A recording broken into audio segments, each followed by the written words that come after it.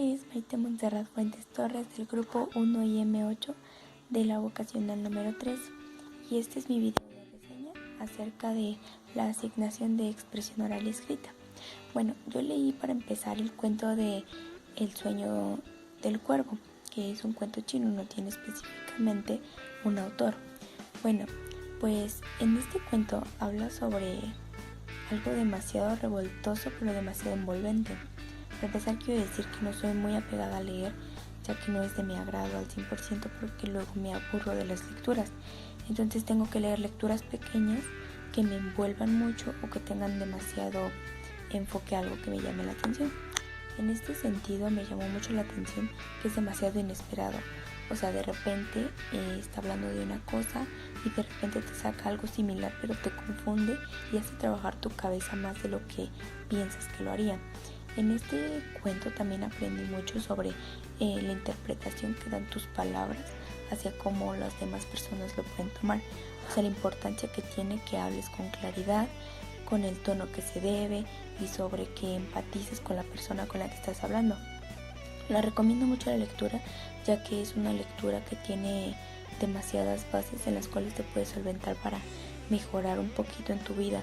No sé, a lo mejor además de tener un mensaje oculto, tiene algo con lo que te puede ayudar. Por ejemplo, a mí aprendí de este libro que me puede ayudar mucho en la manera en la que me desenvuelvo o hablo con las demás personas, porque realmente no es como que siempre ponga mucha atención a ese tipo de detalles. Entonces la verdad es algo que me envolvió demasiado y al final me dejó pensando tanto que empecé a investigar en mi cabeza y a pensar sobre cómo yo lo hubiera resolucionado o cómo yo lo hubiera pensado si estuviera en esa situación del juez, ¿no? Porque habla sobre una situación que se levanta frente a un juez y yo lo pienso como hubiera actuado si yo fuera el juez.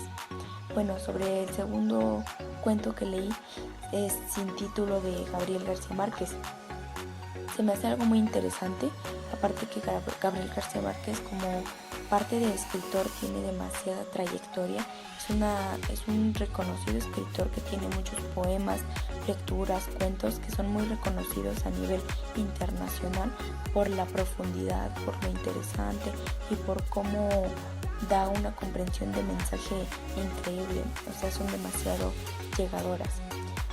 A mí me despierta mucho la curiosidad de cómo en un pequeño texto te describe la importancia de algo tan insignificante como lo vemos, como lo es la vida.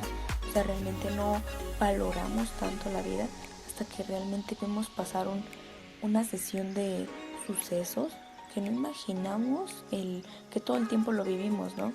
Entonces se me hace algo que me atrapó mucho, se me hace muy interesante y recomiendo muchísimo leer los poemas, por ejemplo, porque se me hace algo que transmite demasiados sentimientos y demasiadas emociones de lo que él piensa o él siente. El tercer cuento que leí fue El viaje de Luis Mateo Díez, que esto habla más de amor, de pasión y de cómo él lo expresa. Te llega tanto a un punto en que no entiendes cómo es que una persona puede llegar a sentir tanto en tan solo una serie de segundos.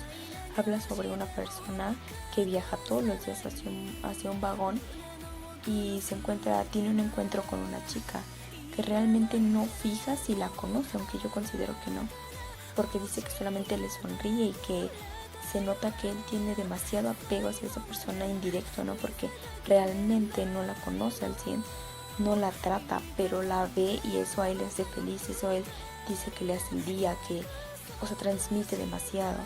Realmente recomiendo mucho leer este tipo de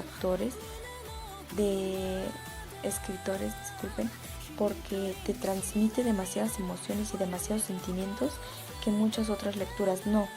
Además de tener un mensaje oculto, que por ejemplo es la valoración de algo, que comienzas a pensar un poquito sobre cómo te podían ayudar estas lecturas a mejorar tu fluidez al hablar, por ejemplo, o al escribir, o al cómo te expresas. Entonces recomiendo demasiado este tipo de lecturas, son demasiado llegadoras, son cortas, pero son demasiado llegadoras y te pueden enseñar muchísimo. Muchísimas gracias.